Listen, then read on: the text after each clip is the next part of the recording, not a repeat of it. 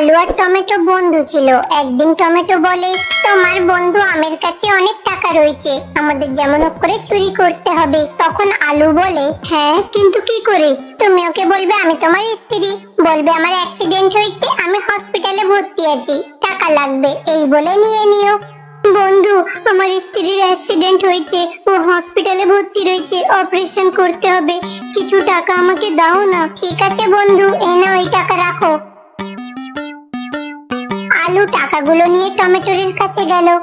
আলু, দেখো না, আমি হসপিটাল থেকে মিথ্যে প্রেসক্রিপশন তৈরি করেছি, এইটা দেখিয়ে তার কাছ থেকে আরো টাকা নিয়ে এসো।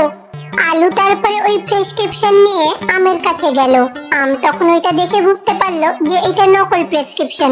সে তখন আলুকে খুব মারে। আলুকে নিয়ে যখন টমেটোর কাছে গেল, জানা গেল টমেটো আলুকে ধোকা দিয়ে পালিয়েছে। অন্যের জন্য গর্ত খুললে সেই গর্তে নিজেকেই পড়তে হয়।